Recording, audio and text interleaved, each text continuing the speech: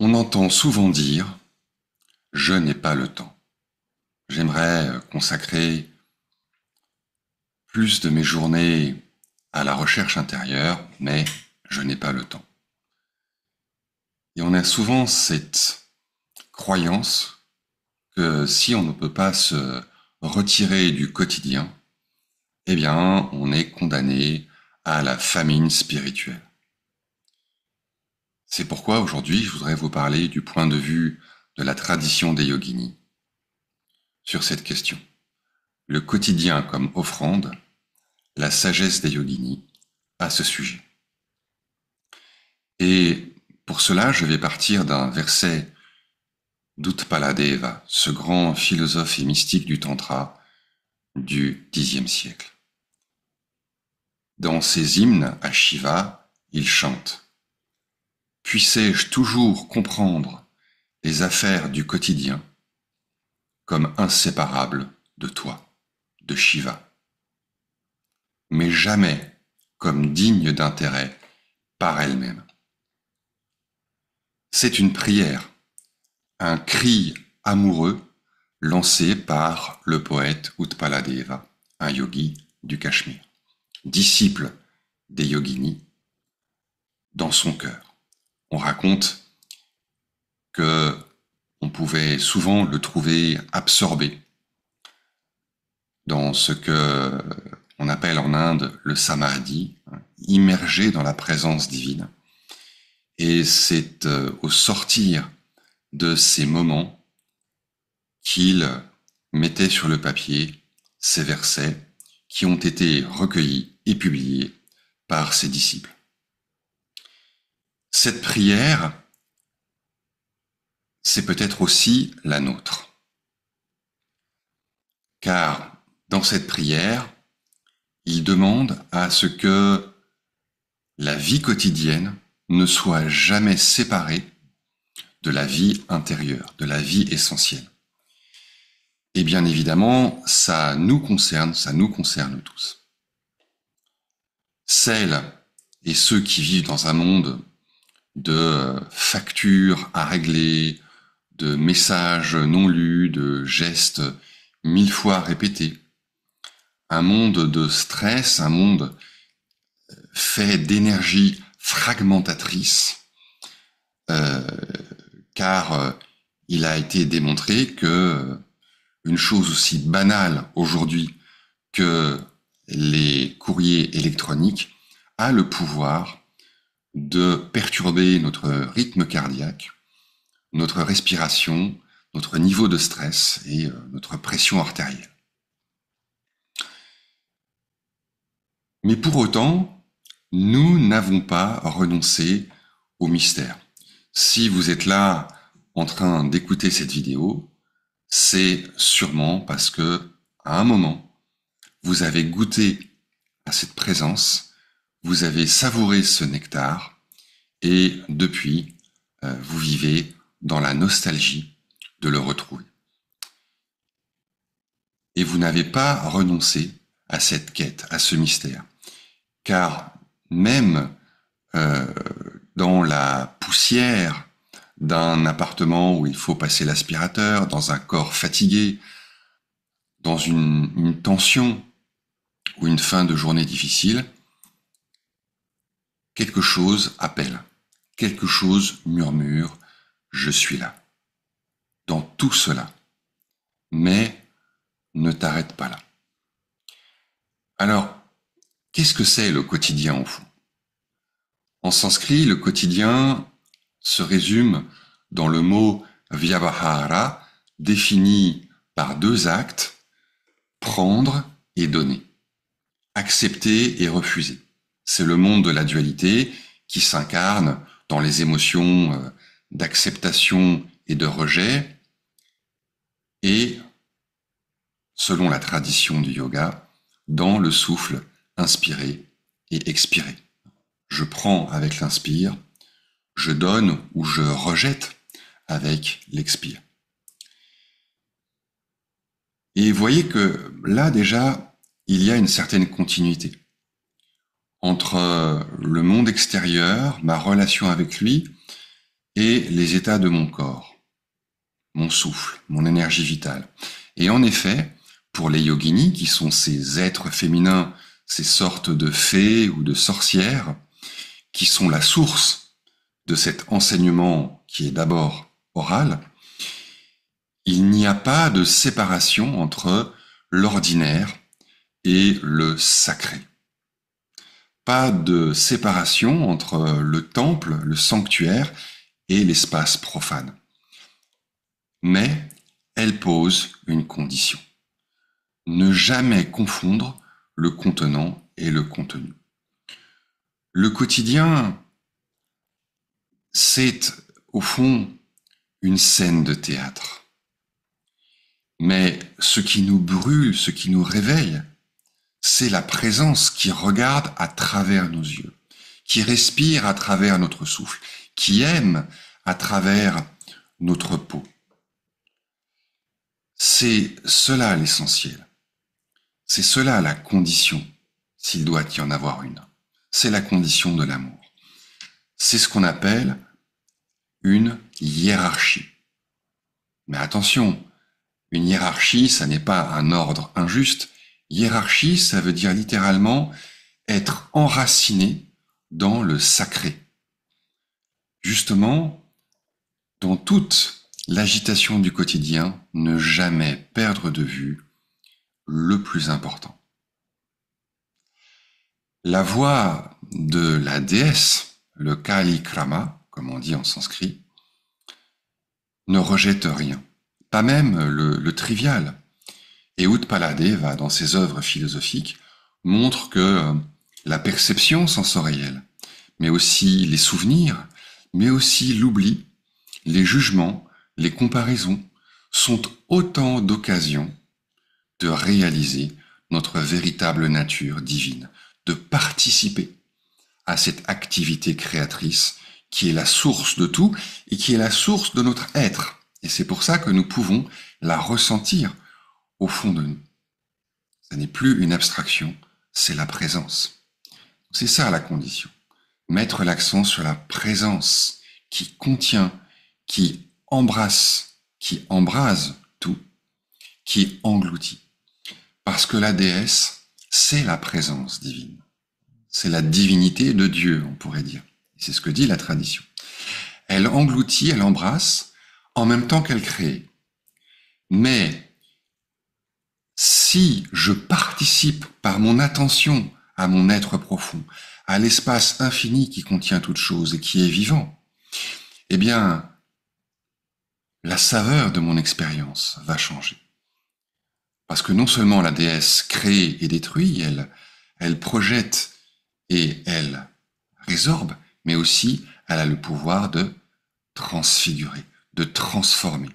Donc le quotidien n'est pas un mal en soi, n'est pas un obstacle en soi.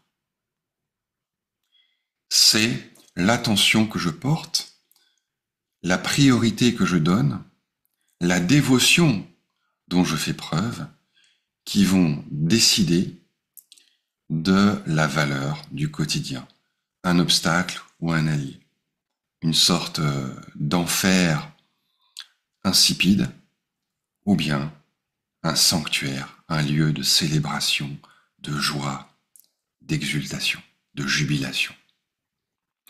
Et au centre de ce mandala du quotidien, il y a donc le regard et le corps.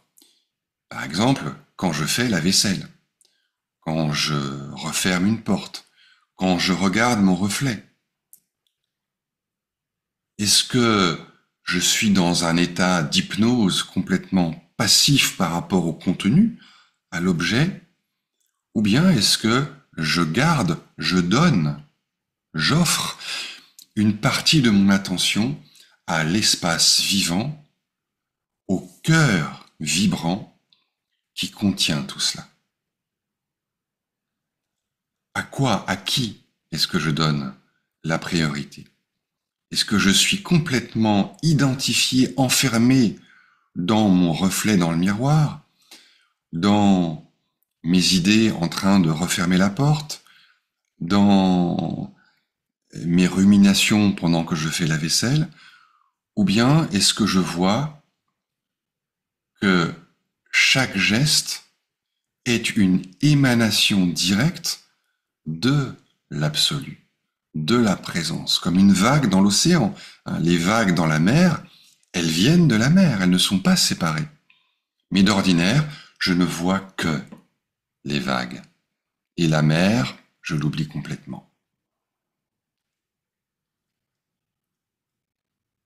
Dans cette pratique du retour à l'espace infini, à la présence sans limite, il y a un lieu privilégié, un lieu spécial. C'est le corps.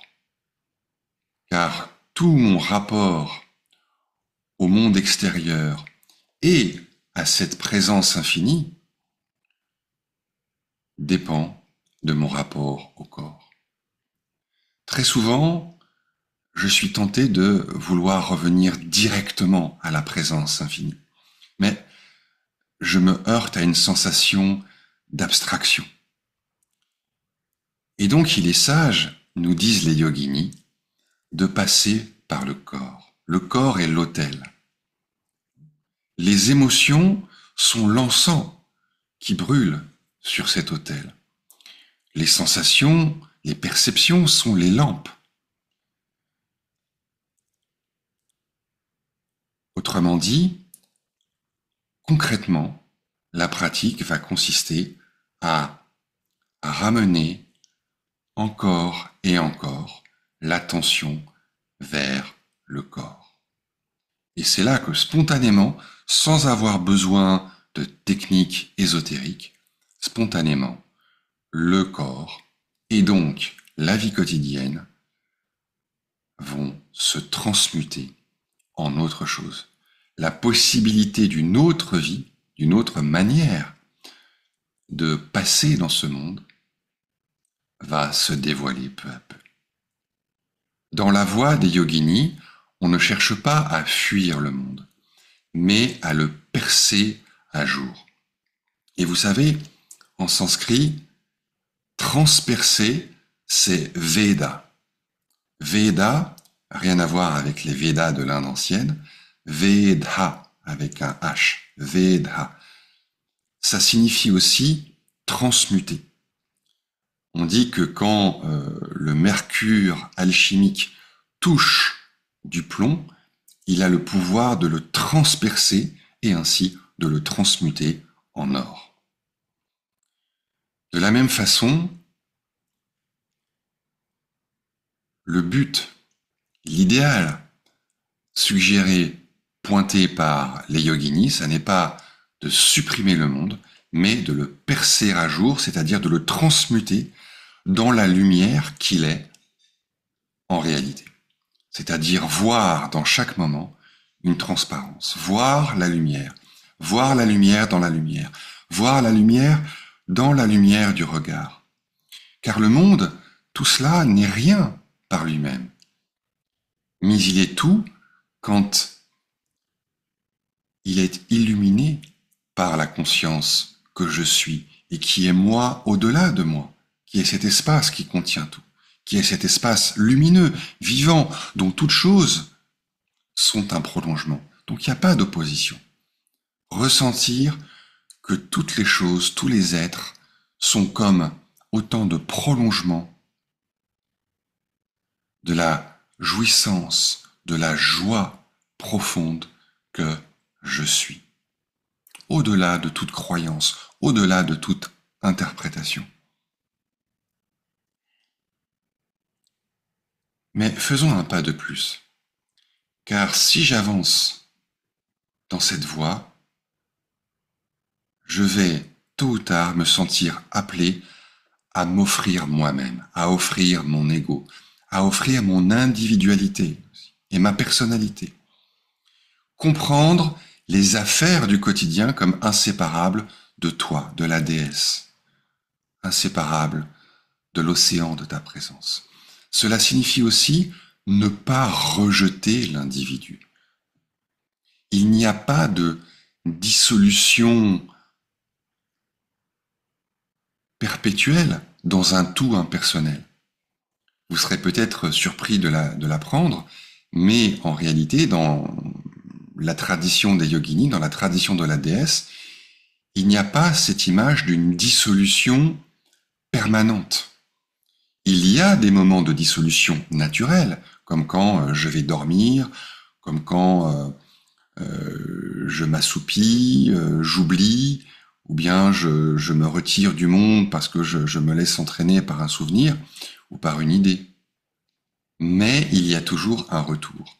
Et en participant à cette activité cyclique d'endormissement et de réveil, eh bien, il ne s'agit pas de dissoudre le monde, il s'agit encore une fois de le transmuter. Et ma personnalité participe à cette transformation. Donc il n'y a pas de dissolution permanente dans un tout impersonnel, mais une union à une présence vivante, une intensification de la présence, qui en retour transforme le monde, transforme le corps, transforme le parfum des choses. Donc je reste moi, mais un moi amoureux, un moi de plus en plus transparent. Vous savez, comme le vitrail dont parle Saint Jean de la Croix. Ce vitrail qui se fait transparent jusqu'à être traversé par la lumière au point d'être invisible. Il est toujours là, le vitrail. Le verre est là.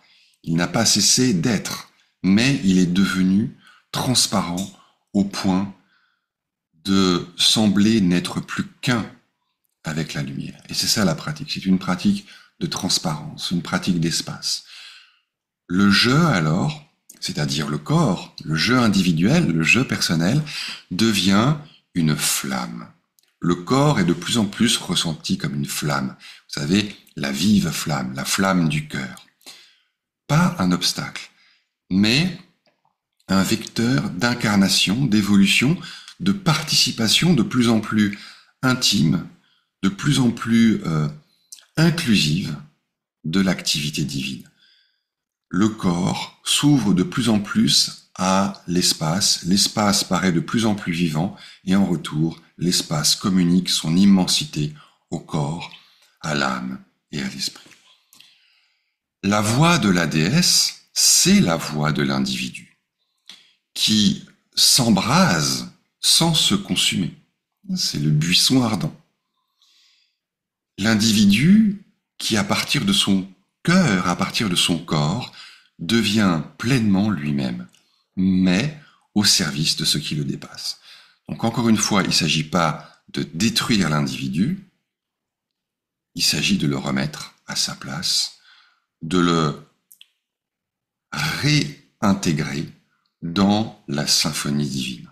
C'est comme dans un orchestre, il y a un musicien qui fait des fausses notes, il a du mal, eh bien l'orchestre l'accompagne, le raccompagne sur le chemin de l'harmonie, de la symphonie, pour que sa musique s'intègre dans la musique de l'orchestre. Et donc, le corps, c'est véritablement autre chose qu'il devient.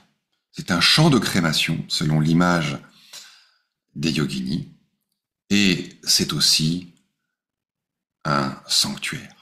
Dans les rituels de la tradition de la déesse, tout se passe dans le corps. Le corps, c'est le mésocosme, c'est le cosmos intermédiaire entre l'intérieur et l'extérieur, entre ma vie contractée et limitée, pleine de peur, et la vie divine, l'espace infini que je pressens et auquel j'aspire à m'unir. C'est pas un corps idéalisé, c'est pas un corps de chakras, d'énergie pranique complètement déconnecté de la vie quotidienne, mais ce corps-ci, avec ses sueurs, ses blessures, ses plaisirs. C'est lui le champ de crémation, c'est le lieu de l'offrande. C'est en lui que tout est offert à la déesse. C'est en lui que l'on apprend à goûter sans rien retenir, à se faire transparent. Même l'amour y est une pratique, non pas un refuge sentimental régressif, un exutoire physiologique, mais un art de la présence, où chaque frisson, chaque soupir devient potentiellement un mantra, une invocation, une prière, un appel, une offrande. Et pourtant, dans le quotidien, rien n'est digne d'intérêt par soi-même. Rien n'est digne d'intérêt par soi-même. Voilà le paradoxe. Tout est sacré, mais rien n'est important. Les choses n'acquièrent leur sens, leur valeur, qu'en relation à l'espace divin qui les crée. Les choses du monde brillent, mais ce n'est qu'un reflet. Elles ne tiennent debout, elles n'existent, elles ne se tiennent debout que dans la lumière de la conscience, dans la lumière divine, dans la lumière incréée, infinie. Alors, vivre dans le monde ne signifie pas s'y perdre. Aimer le monde ne signifie pas s'y attacher. C'est cela que dit Utpaladeva, inséparable de toi, mais jamais digne d'intérêt par elle-même, c'est-à-dire séparée de la déesse infinie. Le monde n'est pas à rejeter, il est à transmuter comme un cauchemar qui, en le reconnaissant, devient un rêve de lumière, avec la lucidité d'un cœur éveillé, éveillé à cet espace, donné à cet espace, offert à cet espace, et qui offre toute chose à cet espace. Voilà, donc finalement, l'enseignement des yoginis à propos du quotidien, c'est une invitation à la danse. Alors toi qui regardes cette vidéo, que ce verset ne soit pas seulement compris, mais habité. Tu peux l'écrire, tu peux même l'apprendre par cœur, tu peux le chanter, de manière à laisser chaque acte de ta journée devenir un chant. Laisse ton corps devenir une offrande. Donne avec chaque expiration. Reçois avec chaque inspiration. Laisse ta personnalité, tes masques multiples, tous les costumes, tous les rôles que tu assumes, devenir le terrain de révélation de la déesse. Tu ne sais pas qui est la déesse? Peu importe. La foi suffit. Le pressentiment, l'intuition suffisent. Car le monde est un théâtre et tu es à la fois l'acteur, le spectateur et la lumière directrice qui révèle le tout.